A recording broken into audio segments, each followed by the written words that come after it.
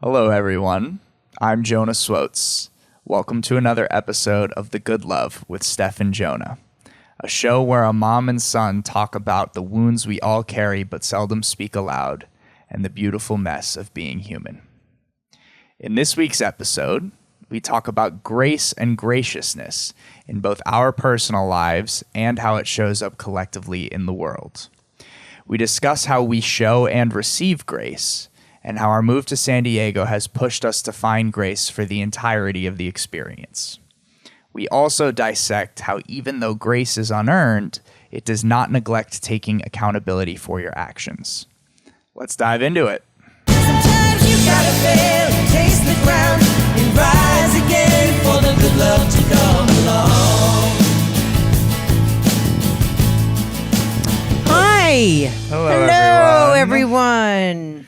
Welcome back to another episode of The Good Love with Steph and Jonah. I'm Steph. And I'm Jonah. Welcome, everyone. Welcome, welcome. How are the levels looking over there? Good? Always.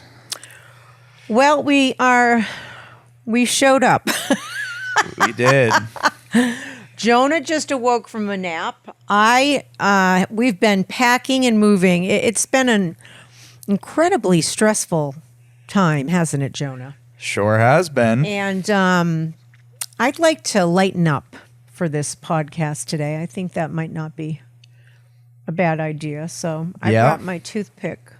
Oh, to lighten it up? To lighten it up a little bit and get the macadamia nuts out of my teeth. Your macadamia nuts? Really? Is that a 10-year-old joke? You know, somewhere between that and a dad. I don't get it. Age Your unclear. macadamia nuts? I was just calling you nuts, but like your macadamia nuts? Yeah.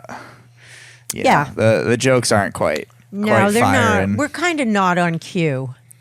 No, We're but kind of not on point. I'm looking at the top of our fridge right now. And you really fit those jugs up there, huh? I did. I did. Made some space. So for some context, we have Packers coming this Friday. We do. What you're looking at, those of you watching, and what you're hearing is the stress of family in motion moving. Yes. And we've preserved our little space in the living room so that we can continue our creative juices and flows with our wonderful, wonderful team, Adam and Aaron, and Visionary Creative, and more heavily Adam right now. And we've decided today to talk about, we were going to talk about forgiveness in terms of A Course in Miracles. Mm-hmm. But then we kind of started talking a little bit about grace. We did. And graciousness. Mm-hmm. And I think that would be a good topic for us today. I agree. Do you agree? Yeah. What do you want to say, Jonah? First of all, for some small talk, how are you? I'm well. I'm tired. Yeah. We did a lot of organizing today. Yes, we did. Behind the camera. There are many, many boxes stacked to the ceiling. Mm-hmm. But I had a good weekend. I went A fun party. Yep, I went to Marissa's going away party. Mm-hmm. And mine technically too. But, Aw, was it yours too? well, you know, I'm the reason she's going. So That's true. I'd like to think I had something to do with it. But I got to see a lot of. Did your friends go too, or just Marissa's? I know they're both of your friends at this point, but No, it was Marissa's. her initial friends. Yeah, it was Marissa's friends. But I got to see all of the people in her life, which is always very nice. It was a very nice treat, and the weather was really beautiful. And her friend, who also just out of the blue found out that she is moving to Southern California as well. No, you didn't tell me that. I did tell you that. I didn't compute it. Her best friend's boyfriend works for Fidelity, and he's originally from LA, and he finally got a big promotion. Congratulations. And What's his name? I don't want to use. Oh, okay. Congratulations, friend. Yes, he got a promotion, and he had also put in for a relocation. And So, but Southern California meaning L.A., not San Diego. correct. He's originally from L.A. So they found this out, I believe, middle of June. Wow. And their leaving date is August 15th. Oh my God. So Marissa was like, "Whoa, that's wild." She was planning on going to California to, meet new people and Oh, my goodness. leave this area, and part of this she area still will is- have to because it's Yes. still a couple hours. Yes, but it's a very funny coincidence. That is funny. So they threw a together going away party. So it must have been a bash.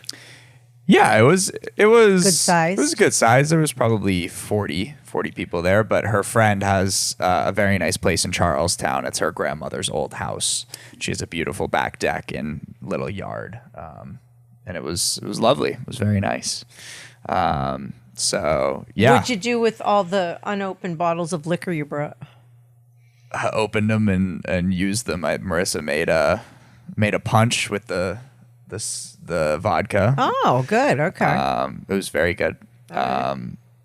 Yeah, it was fun. And then more packing yesterday, more organizing today. Jonah and Marissa packed up Marissa Yep. yesterday. Yeah. And we have her stuff in storage here now. Yeah. So that was my weekend, but doing well. Gonna get a good night's sleep tonight so I can attack the day tomorrow. I have to work this week quite a bit. Yeah. Also trying to sell my car. So that's been fun as well. Yeah. I think that's going to go well for you. Yeah, I've gotten about Wednesday. I've gotten a few people. I've had quite a few people reach out to me. So, how are you doing, Mom? I'm a hot mess. Yeah. Yeah, I'm a hot mess.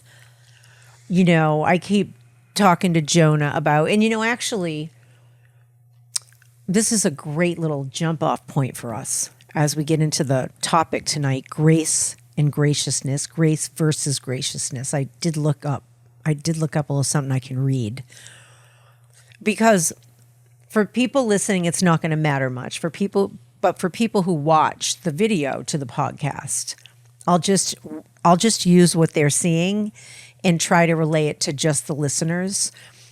You're seeing our podcast and hearing our podcast look like it does every week. And we've only done, this is just our 7th episode? Mm-hmm.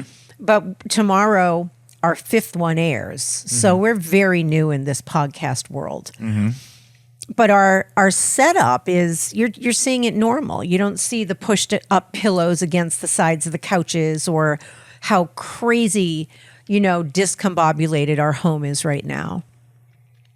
You literally just see the pretty setup of our podcast and not the disarray and craziness behind the scenes. Yep. That happens anyways, but it's like 10 times that right now. More. More. That's being generous, isn't it? Yes. And that's a great little metaphor for this grace versus graciousness that I'd like to read right now.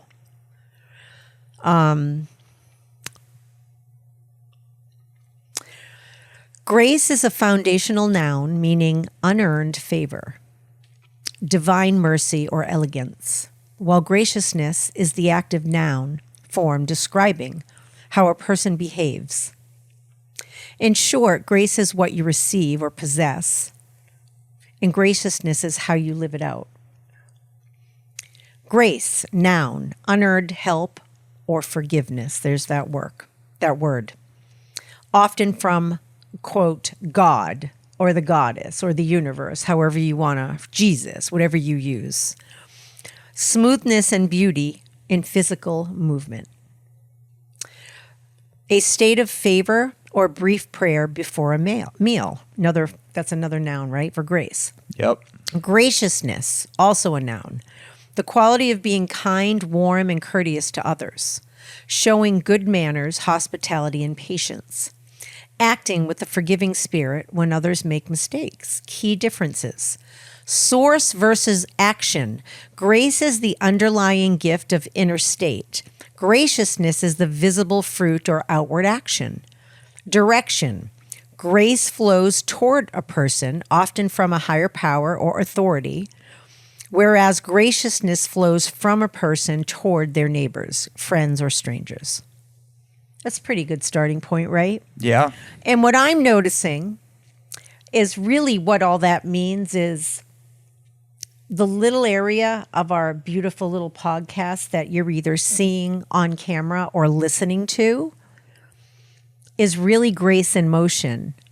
It's really about ignoring the chaos and ignoring the boxes and ignoring the disarray and ignoring our lives being disassembled. You know, we're actually embodying grace by sitting here in our little area, being willing to expose ourselves vulnerable to the world and hold ourselves together while our entire life is being disassembled. Yes. Right? And graciousness is me being willing to overlook your flaws during this time while you overlook mine, as an example. It's understanding that things are going to be heightened and we have to look past each other's shortcomings. Yeah. And we have to use this as an opportunity to continue to learn and grow in how to do that, because I'm not always great at it. I'm sure you have your challenges with it. Yeah. I think you're better at it than I am.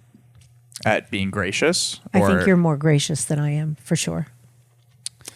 For sure. I may possess a lot of grace. I think it depends on the area that we're talking about. Say more.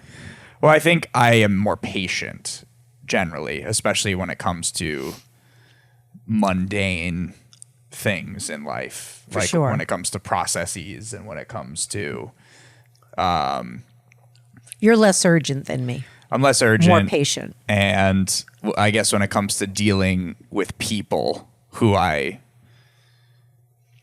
don't know, strangers, I think I have the capacity to be pretty patient, especially when like someone is, doing a service for me or I'm, interacting. I guess You mean like my lack of that with customer service people? Yeah, a customer service person or, or the Apple CarPlay guy today? Yeah, examples like that. But I think that when it comes to receiving and taking in people's experiences, I think you're extremely gracious. And I think that your mind takes you to places that most people don't go when you are receiving information about someone's experience. Well, thank you, honey. For example, if you hear a story about, someone, if someone's telling you a story about why they did something, and maybe it wasn't the best thing to do, and they're telling you about that story rather than hear that story and go, oh, well, maybe you shouldn't have done that. You're wired to go deeper into what put them in the place to make them feel like they had to do that thing in the first place, as opposed to simply, even though you know that it might not have been the most productive route for them to take, you don't judge them or go in on them for doing the thing that was wrong. You look deeper into what led them to feel like they had to take that action in the first place. My goal, and you're putting that under the umbrella of graciousness, is that right? Or I think grace? it is graciousness because it is essentially taking your own ego and layer of perception out of the equation, and almost acting like, the whole point of like the grace of God, or the grace of whatever power is out there, is it's a non-human entity that is, the word unearned kept popping up. Yeah. And in that moment, when you're performing that for someone, by removing your own layer of perspective and your own experiences, you are making space for their experience. Yes, yes. And I will say for myself, and you can speak to your own experience in your life with yourself on this. My goal with people, whenever possible, is that they have the opportunity to grow and develop and step into a better place, to do better and to step into a better place inside themselves. If a person shows any interest in doing that, I'm here for it. No matter what has happened in the past, no matter what has gone awry, no matter who's right or who's wrong, I think what grace is that when somebody even meekly raises their hand and goes, okay, I can see a little differently right now, and I'm willing to step into a bigger conversation about this, I'm here for it. I'll show up for it. I've had to learn also as an act of grace when people don't want to do that. It also takes grace to kindly back away, even if that means they don't want to be with me or I don't want to be with them or we, no matter what it means. I also think grace is allowing people to be exactly where they're at and not want to do that. Yeah, sometimes it's grace to not force someone to do something that you feel would be good for them, or to impress upon them the importance of growth Yes. in a certain time if they're really rejecting it. Jonah, your patience too that you talk about, I really think this is important to say. Left to my own humanity, let me rephrase that, left to my own human devices, I'm not going to be grace or gracious. If I've got 30 something years on you, right? I had you at 4 by choice. I'm 35 and I had you when I was 4 by choice. Okay. Regardless of the math. Okay. I've got some years on you. Yes, you have a few. I've got a few years on you, and I've kind of had it. There are moments where I'm like, I've just had it. Okay. Different parenting here. I had different parents. I had a different upbringing. My nervous system is the complete opposite of yours. Yeah.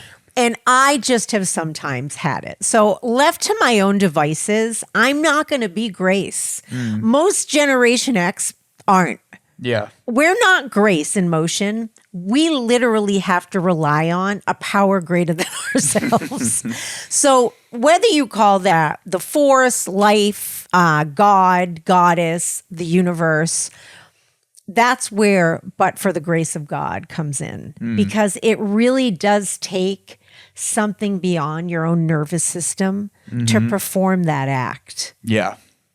Yeah. And I think a really good example of that is this process of us deconstructing the house. It's a metaphor, people. Sorry, I won't interrupt, but I want to really make the point.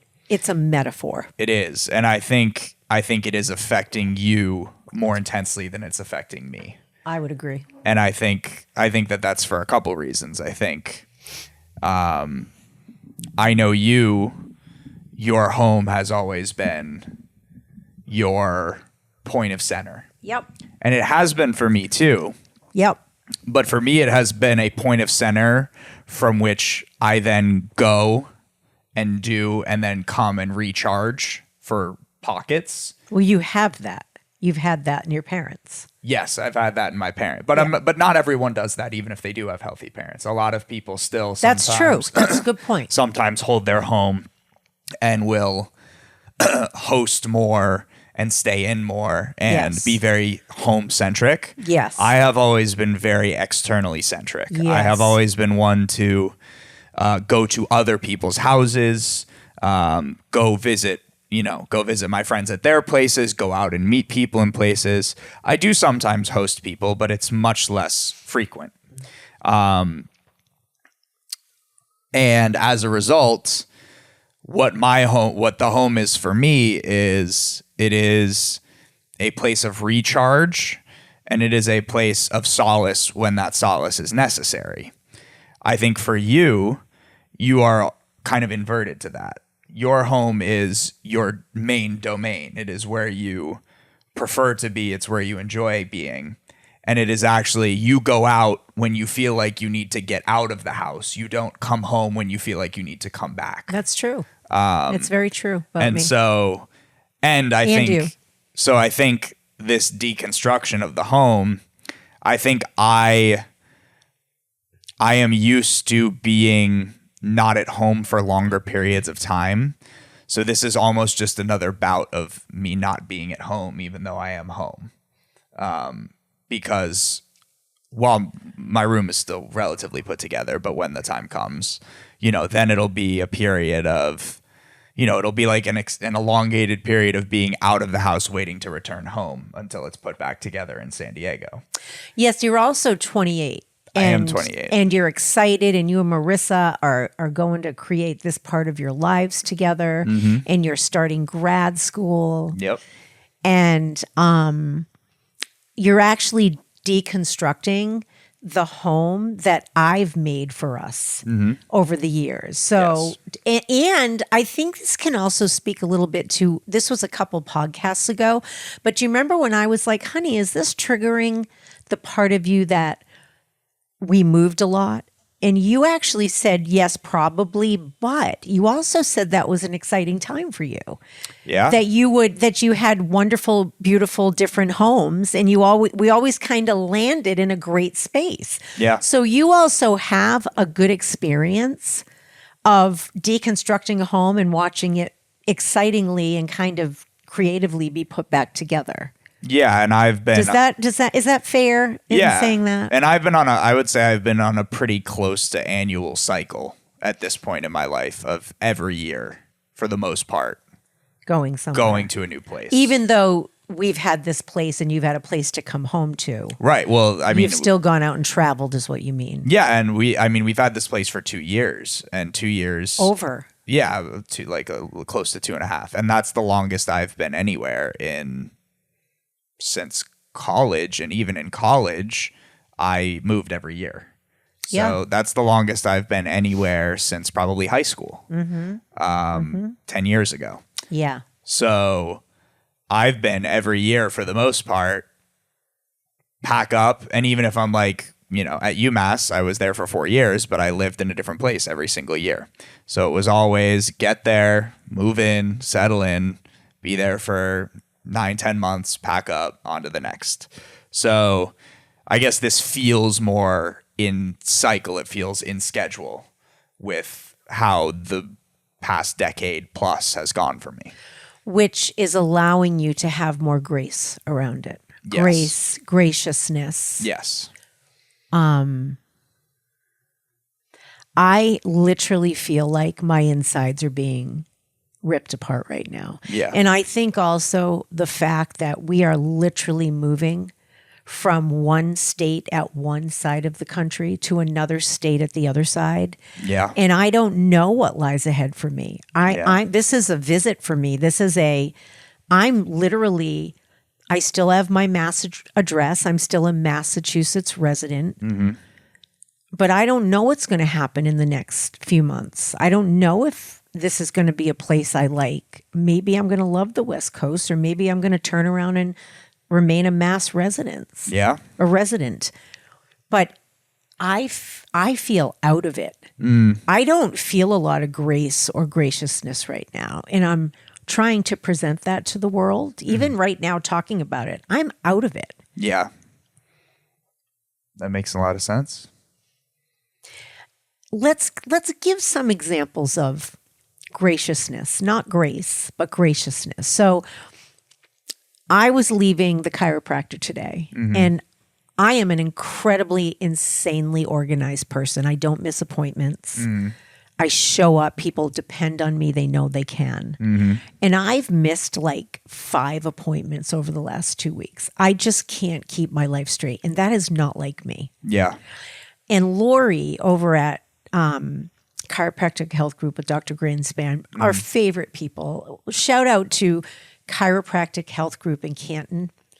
at the Village Shops, Dr. Dotis and Dr. Greenspan and Lori. Amazing chiropractors and amazing people and souls. Go over there. You want to go there.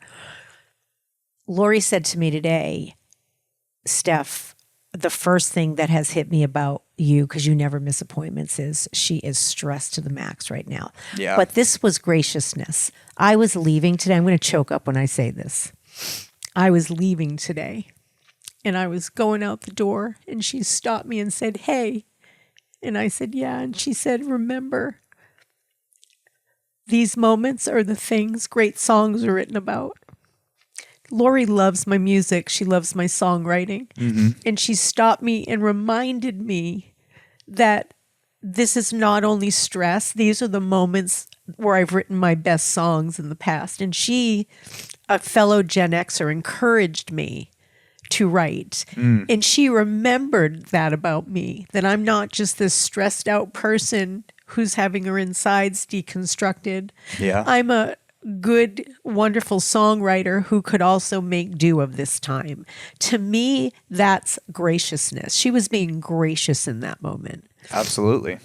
What's an example of graciousness for you? Can you reach a tissue? Sure. I can't believe I just bawled my eyes out on a podcast. It might happen again. It's the sign of a good podcast Is right that there. grace? Did I just present grace by crying, or just Crying tears of grace. Boom, that's a new song title, Tears of Grace. Oh, that's a good one. A little too touchy-feely for me, but we'll see. I think a good example of grace and graciousness for me in my life is my friends. Being willing to show up, saying, give me a date when you need help and we will be there. Yeah. They were all showing up too, weren't they? Yeah. I've got 4 great friends coming this Sunday to help us pack. One of them's coming on They're Saturday. helping us load. Yeah. One of them's going to help us pack. Yep. Travis, shout out to Trav. Yep. And just willing to put life on hold to help people. That's graciousness, and that is really gracious. Yeah. Not expecting a dime, just showing up for people. Yeah, absolutely. And I think I appreciate it because I know that they know that I would do the same thing for them, and they would do the same thing for me. And I think it's one thing to have, everyone is always walking around saying, oh, if you ever need anything, we love to offer ourselves. We love to offer as people, but we rarely express the fine print that it's usually on our own terms. It's true. I'd love to. What we're really saying is, anything you need, let me know, and I'll let you know if it works for me. It's so true. There's absolutely nothing wrong with that. I want to say that if you need anything, let me know. Wink. Right. And that's honestly, that's how I believe it should be. Well, it wouldn't be grace if not. Well, it wouldn't be grace if not. And also, I don't believe in putting out yourself so much to the point where you're neglecting your own life helping. Like if you have something important that you have to do, by all means, and someone asks you to help, you can say no. By that all is means. absolutely allowed. But I think where the beauty of it lies in is when you can say that to someone and you truly mean it, and you know that they feel the same way about you. And so you never have to feel bad about asking, because I've had relationships where I have been told that, and I have still felt like a pain in the ass when the time has come to ask, or I have felt like I don't want to ask because maybe I'll get some like, ooh, that's actually a tough day for me, or ooh, I don't feel comfortable like pitching in that much money for something. Like there are ways that people tell you that they don't necessarily want to get on board when it's time to get on board. And those experiences shape how you feel about your friendships. If you say that to someone and then they turn around and ask you for help, and and you're kind of like, ooh, about it, like the next time that person might not want to ask you. So it's allowing people, that's grace. It's allowing people to say no when they can't help. It's allowing people to say no when they can't help, and also being, I think from the Do I have that right or wrong? Because you keep correcting me. That wasn't the point that I was making. I'll listen. I'm not following just yet. So tell me the point that I'm not getting right I think now. the point that I'm trying to make is in the process of establishing a relationship with someone, it's not that hard to tell when someone wants to help and can't versus when someone doesn't really want to help. So I think what I'm saying is I know all of my the people who are helping me out this weekend. I have had experiences of them helping me in the past, and I know that they want to help. Yes. To the point where if one of them said no, I couldn't, I wouldn't bat an eye. Because you'd know that they really couldn't. Because I would know that they really couldn't, and because I have experienced them being willing to and wanting to help. Yes. But there are some people who will begrudgingly say yes to helping, but you can tell that they feel like they're putting themselves out, or they don't really want to, or there's something about the experience that is making them like feel obligated to say yes, even though they don't want to. Yes, and you're saying that from compassion is what I'm I'm saying hearing. it from compassion, but I'm also saying that it shapes. I'm saying that it can shape the relationship. Like, I'm saying that you don't ask them. No, I'm talking about if this is like a repeated thing over time. Why I'm so grateful for my friends is because I feel the genuine want to help in my life. And I'm saying I've had experiences with people where even though they have agreed to help me in the past, I have felt like they didn't want to. And it has made me more reticent to call on them in the future. It's made me not want to bother them, like not want to. What I'm trying to say is I'm grateful for people who want to engage. I'm grateful for friendships where they want to help and engage in my life, and I want to help and engage in their lives. You're grateful for gracious friends. Yes, exactly. You know, Jonah, I hear you loud and clear, by the way. I get it. So I'm glad you explained that. I also want to say that what you just explained is also gracious by accepting the people who don't have the capacity to do that. Exactly. And not holding them in contempt and not judging them, but rather understanding that there's something in them who can't or won't help for whatever their psychology is or whatever the makeup of their lives are right now. Yes. Right? It's actually gracious of you to allow them to like take the hint. It's some people wouldn't do that. And to then also be grateful to discern between the gracious ones in this area and the not so gracious ones. Yeah. Well, and I personally see that as more of a selfish thing on my part because it ultimately makes my life better when I decide to do that. What are some ways in which you have felt you have showed grace through this process? I'm looking up grace. Speaking of grace, Judy's been texting me. Thank you, Jude. Every day. How are you doing? Did you have a good day? She's just keeping a pulse. She's keeping my pulse. And I am very grateful for that, Judy. Every day she says, how are you doing? Did you have a good day? Where are you at? And I'm looking up the definition again so that I can. What was your question again? Where do I see that I've shown grace? Yeah, where do you think that you have shown grace throughout Where this I've process shown- or have been gracious? Where I've shown unearned help or forgiveness. Where you have given. That's what. Where you have given. Or I've given forgiveness where it's not earned. Yeah. Or shown patience or understanding throughout this process, which I know has been incredibly. Well, I'm just not a patient person, so I'm constantly having to learn patience.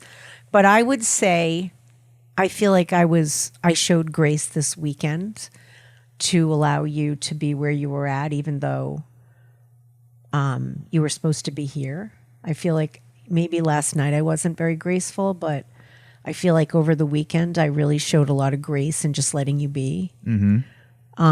I feel like I showed grace. Hold on, let me just recall it because I remember. Oh, this morning on the phone with the neurologist's office, I wanted to blast her. And instead, I tried to speak directly to the communication and say, it's not true that I don't want to hear that. I'm trying to give you some honest to goodness feedback that even might help you, whether you want to hear this or not. I felt like that was grace. Yeah. I showed grace in allowing them to know that I would have hand delivered it happily, the CD. Yep.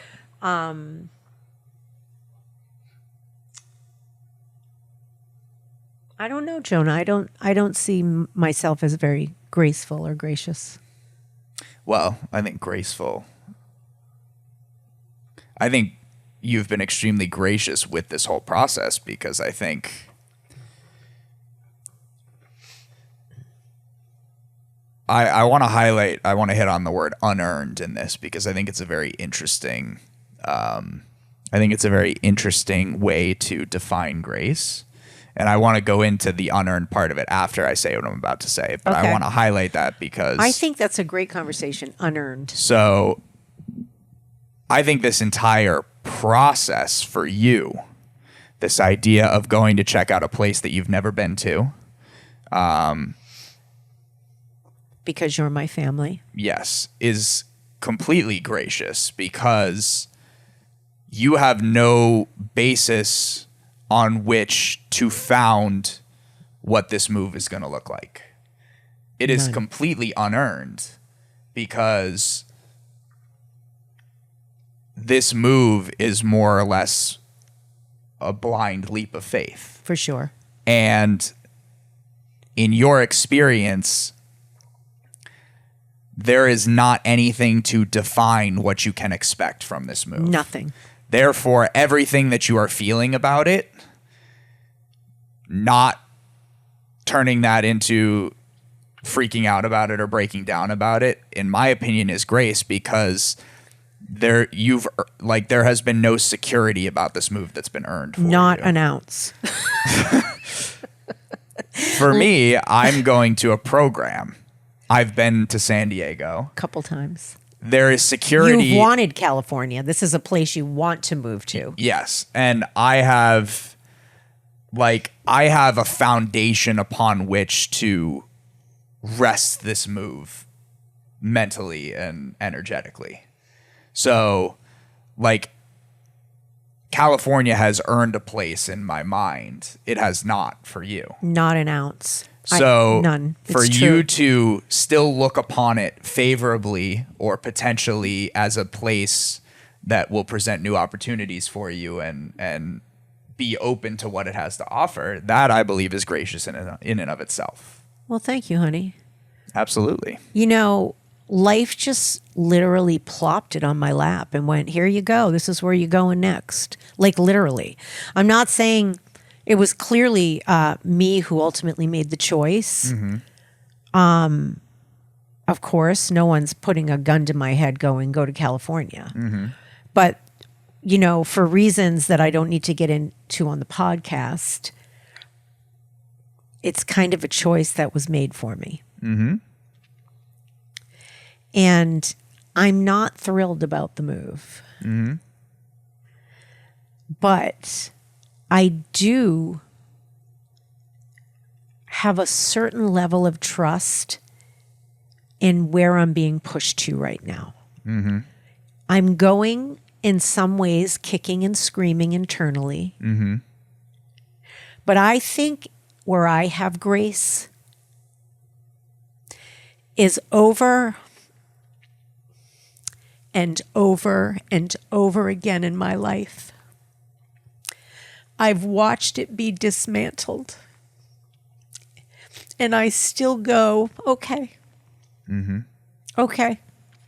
I get it. I see it. It's being dismantled again. And right now, literally, I'm looking around me going, my home is being dismantled. I am going to a place, a move that was not my choice. I'm a willing participant right now, but this was not where I wanted to go. And my life, once again, is in disarray. And I've had people come into my life, leave my life.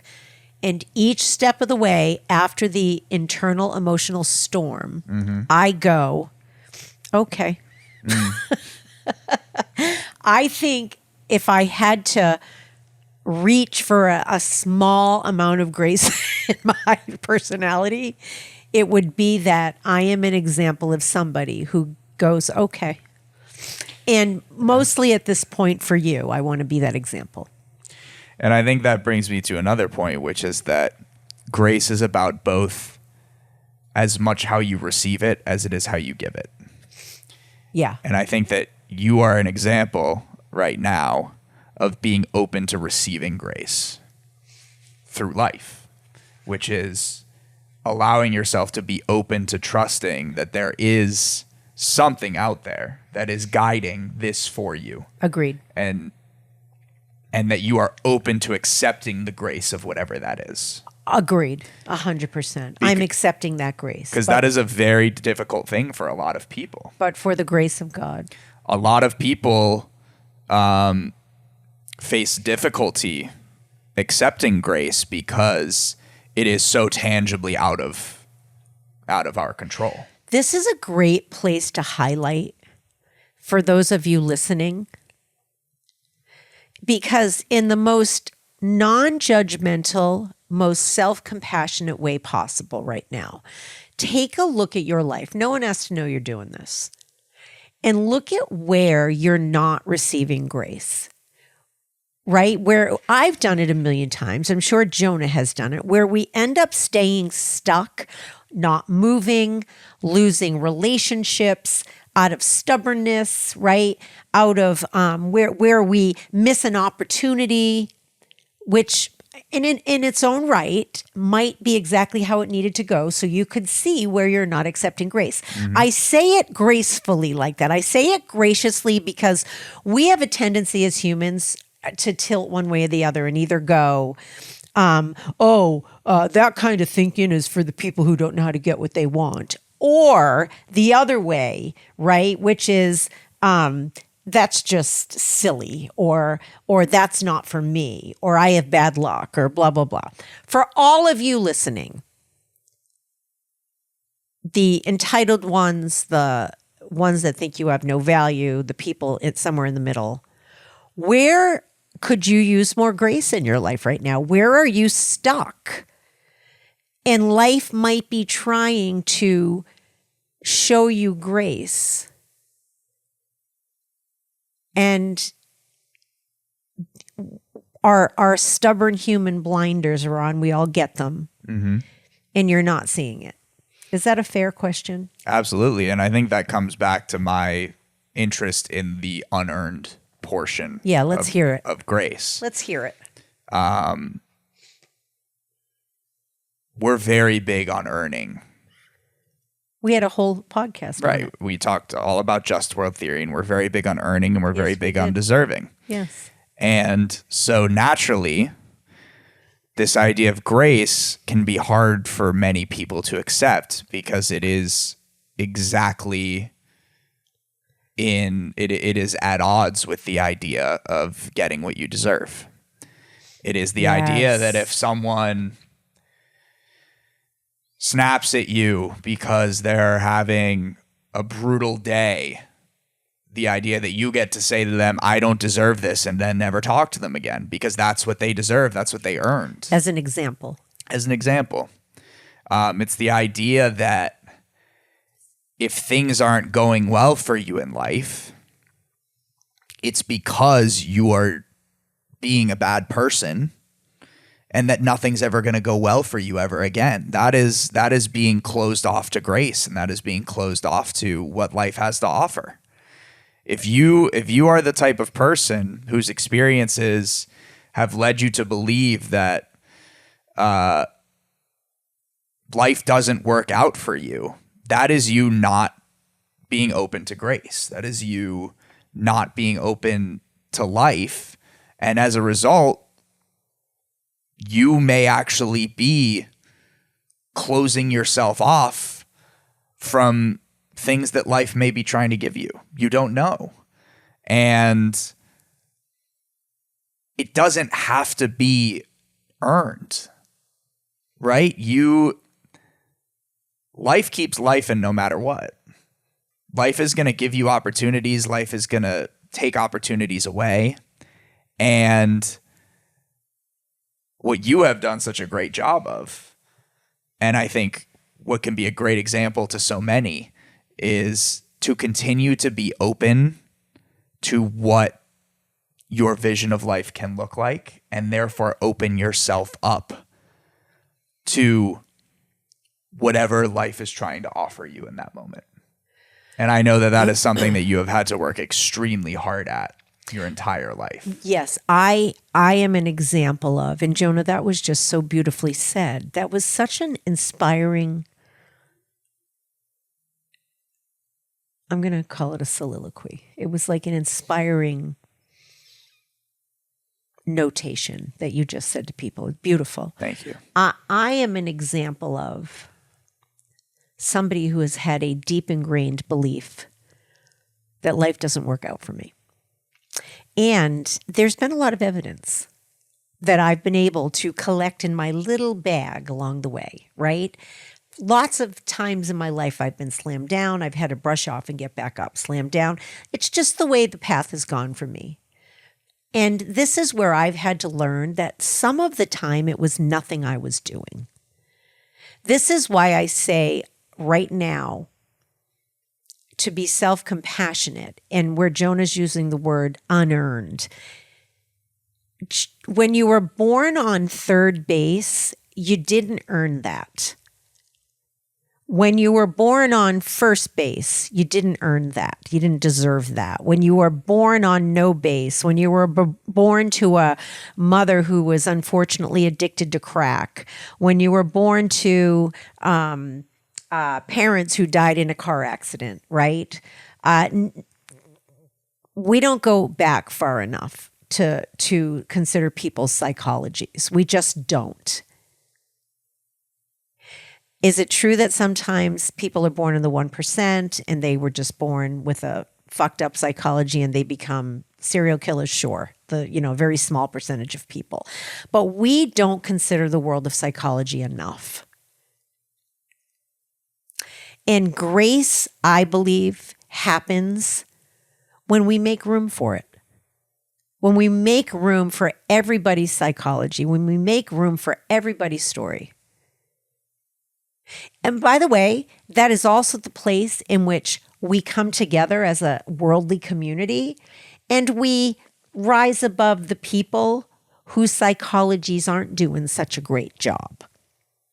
Right? The people whose psychologies have gotten the better of them, and they're kids in juvie who have behavioral problems, adults who have behavioral problems, right? This is the place, I believe, where grace really lives, where we come together as people who are conscious and lovingly rise above, and sometimes it's tough love, and overcome the ones that psychologies really aren't cutting the grade. Does that make sense? Mm-hmm. I think that's both grace and graciousness. And I have friends who would be speaking right now saying this a hell of a lot more bluntly than I'm saying it about humans and human behavior and whatnot. But am I getting too intense? Because you have a look in your eye right now. No. My son gives me that's really intense mom look now and then. But I think that's where grace really lives. Yes. I think grace can also take the form of accountability. I don't think that we don't live in a world where grace and accountability are at odds with each other. And sometimes accountability Yes. can be a form of You grace. mean where they are at odds? No, I'm saying we don't live in a world where they are at odds. We live in a world where they coexist and where they can and should coexist. Oh, even though they don't always. I'm saying that grace and accountability are not enemies. I think a lot of you're people, giving people permission. I'm saying a lot of people view grace and accountability as mutually exclusive. Yes, Like they cannot yes. exist together. Yes, right. That if you are giving someone grace, you are not holding them accountable. And if you are holding someone accountable, you are not extending them grace. Yes. And I'm saying that I don't believe that to be true. I think that sometimes grace takes the form of accountability. For sure. And I think that sometimes, depending on the situation, you have to make the decision if, it's like when, you always used to say to me when I was in high school, I don't care where you are at a party, what time of night it is, you call me, I'll come pick you up, right? And I'll wait down the road. so your whatever. friends can't see me. Right. And I think that's something that a lot of good parents say to their kids, right? They will say, we won't talk about it tonight. We'll talk about it tomorrow. That's right. Right. That is an example of grace in the moment, knowing that accountability is coming down the line. Right. Because that doesn't mean that you're not going to talk about it the next day, but it means that you've been a kid. You understand what kids do. You understand that kids go to parties, and you understand that kids sometimes get themselves into situations that are a little bit over their head. That's right. And you're not going to sit there and be a militant asshole about it. And the second they get in the car, start chewing their head off for the mistake that they made. Because then they won't get in the car and they'll get in a car with a drunk person instead. Exactly. So you use grace and accountability in tandem. Or drive drunk themselves. Right? You extend the grace when it is required to gain your child's trust so that they know that you are a person that they can depend on. And then when they're in the space to be able to process it so that they learn that they had a hand in what happened and that they have accountability in that situation, you talk to them about it the next day and you explain, I'm not doing this because I want to. I'm doing this because you're going to be 18 in however many years and you're going to be in charge of yourself. And if you find yourself in this situation again and you're off at college and I'm a few hours away, you're going to be in your own hands and this could be really dangerous. So you use grace and accountability in tandem to strengthen your child's ability to function in the world and also let them be kids. Dr. Jan has taught me so much about parenting. She's a brilliant doctor, my therapist, brilliant. And I've been with her for years by choice. And if I had to sum grace up in one sentence as a parent, because grace doesn't always, like you just said, sometimes it's holding you accountable. Mm-hmm. Grace isn't always pretty, right? Just like love isn't always soft, right? Mm-hmm.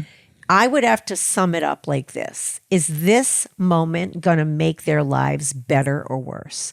Is what I teach them in this moment and what I stand in this moment going to make their lives better or worse? Is me allowing Jonah to speak to me that way in this very moment, as opposed to allowing it in later, holding him accountable, or however, is my reacting right now going to make his life better or worse? And that really does hold a lot of weight, because if you're a child and you're about to run into traffic because I've lost you for a minute and I scream bloody murder, Jonah, and you get jolted enough to not get hit by a car, that's grace. Mm-hmm. That's grace in motion, me screaming at you in that moment to jolt you back. Mm-hmm. If you come and share a hard feeling with me about something in life, or let's say a parent has a child who's homosexual and they have to go and come out of the closet, and you scream at them in that moment that it's a sin or it's not, blah, blah. Even if you're against it, it would take grace for you to in that moment go, I love you regardless of what I've taught you or what my beliefs are. Right? That's not a time to scream at your kid and shame them. It might be healthy shame when a kid breaks free and goes and runs off, right? Do you know what I'm saying? So the question is always, and I think whether it's to my child or myself, is this going to make life better or worse for my child or for myself? Yeah. Is this behavior going to make it better or worse? And I've made both choices. There have been choices I've made with you where I'm like, that's not going to make his life better. I'm going to have to quickly correct this one. Right? Which is also grace, allowing myself to be wrong. Yes. And I'd say if you're asking yourself if it's going to make life better or not, that's a pretty good tenet to live by. Is this going to make life worse or better for me and others? In Yeah. that order. Yeah. In that order. That's not selfish. No. That's not selfish. It's like putting the oxygen mask on yourself first before your child in a plane or before someone else in a plane. I can't help someone if I'm not well. Yes. That's grace. Yeah. Otherwise, you'll have two people in trouble. That's right. I keep thinking of Grace Maxwell. That's every time I say grace right now. Yeah. Amazing grace, how sweet the sound that saved a wretch like me. This line here. I once was lost, but now I'm found. Was blind, but now I see. How is that grace? I once was lost, but now I'm found, was blind, but now I see. How is that grace? I mean, Amazing grace. the blind, I understand. The blind is when you take off the blinders that you're talking about, when you take your own perspective away for a moment. That's when you see, when you take a step back. Right? When you have the child coming to you out of the closet and you are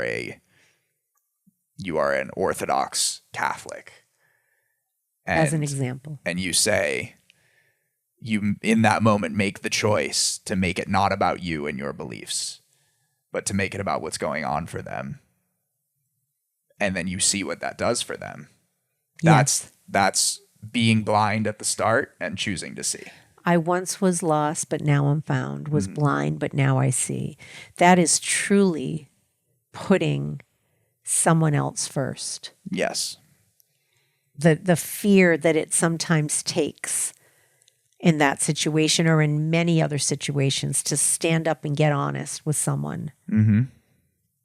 And to be gracious enough to go, no matter what I believe right now, I love you. Yeah. Choosing to not let your experience define others for you. Yeah. I love you no matter what I believe, no matter where we're at, I love you. And that's love shows up in many ways. Yeah. For sure. And it's never too late. It's never too late to Yes. take that step and to show that grace. Through many dangers, toil, snares, we have already come. 'Twas grace that brought us safe thus far, and grace will lead us home. Home inside. So, never too late to show someone grace. So what time is it? Are we at the end? So as we look around and you listen and some of you watch, to the toils and tears, we're looking as the pictures come down from our walls and my insides get ruptured once again. And Jonah becomes my north and leads me to California to see what it's like. And with you- Marissa, Your north that's leading you west. my north that's leading me, what the fuck? Leading me west. Yeah. We offer grace and graciousness to all of you who need it. We offer this.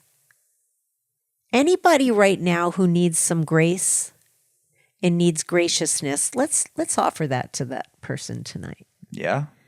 let's give you a shot to get back in alignment with what's right and good inside yourself. Yeah. You're never too far gone. Nope.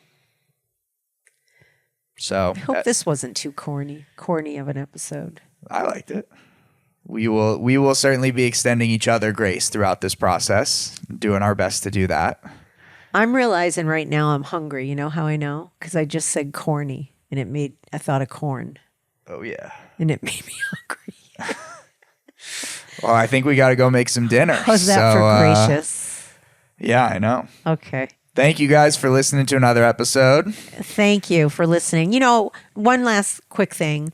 We're not preaching like we're perfect. We just have conversations on this podcast. And sometimes we're going to hit home runs, and sometimes You're going to strike out? we are. And we're going to stop the podcast. And I know I go, geez, I wish I'd said this instead of that, and blah, blah, blah.